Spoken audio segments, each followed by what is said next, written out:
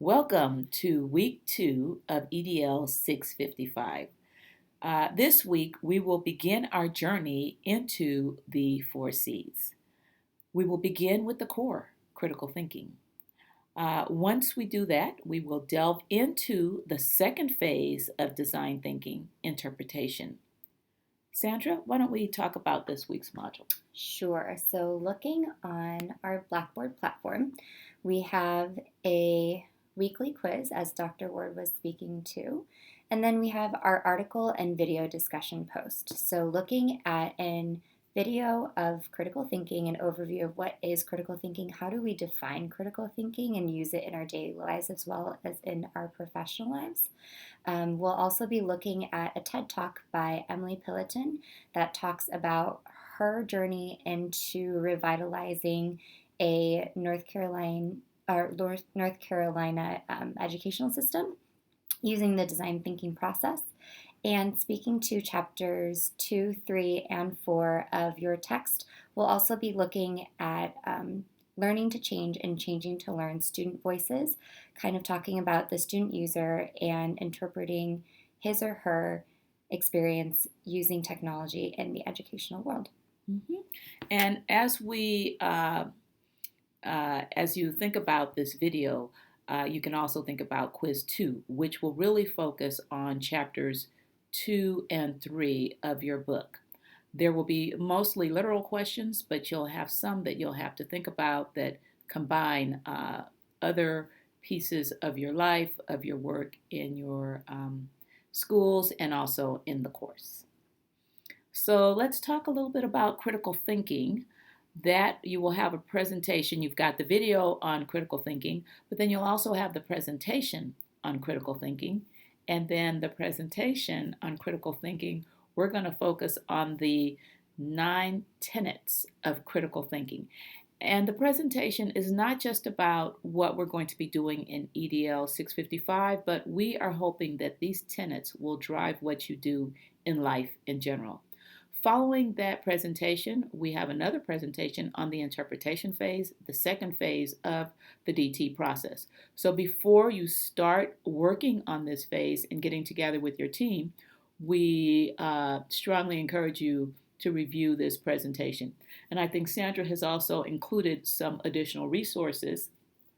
So if we go from this weekly module over to the additional resources, on the side in Blackboard, we'll find a design thinking toolkit for educators on the bottom over here. And that really goes into each phase in depth. It outlines each step and what exactly, what kind of mindset we're adopting when we delve into each phase, and questions for consideration, as well as videos that go along with each phase for exemplars. And so, should they review the interpretation phase? I think we're suggesting that they read through the interpretation phase in detail before beginning the work on this phase. Yes, very much so. Okay, so the next part then is the DT reflection. And Sandra, you're going to tell us a little bit about that? So our reflection is really going over how your group collaborated for this phase. You'll need to do the project before you do the reflection. In this phase of our project, we have a checklist to go alongside. You guys will be taking a look at each person's story. So if you're looking at an end user or if you're looking at an expert, have a succinct summary for your collaborative meeting when you meet back, and to have a Padlet or a picture of the post-it notes that you guys used when you were collaborating together and taking a look at each characteristic that was discussed when you're interpreting your data. So you will also be looking for meaning, taking a look at a couple of the themes that are emerging when you are sharing your end user's experience or your expert's experience.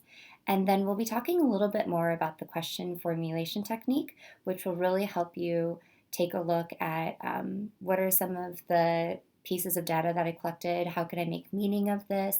And what are some findings that we have as a group? The last portion will be framing opportunities. So, in some way, you need to create your collective story, whether using an iMovie, a Prezi, screencast, or some kind of video recording device. You guys will be gathering all of your information together and kind of connecting the head to the heart. What is the story behind all of this data? What is it that we are trying to say about our end user and the applicability of our challenge? And then after taking this design thinking project and the checklist, you'll be doing an individual reflection about your collaborative work with your group, your individual contribution in this week's work. What were some of the challenges that you faced or that you faced individually? And next time, would you do anything differently within the process, either with colleagues or in the classroom? How would you apply this process? And really, what are the tenets of critical thinking that were evident and relevant in this process?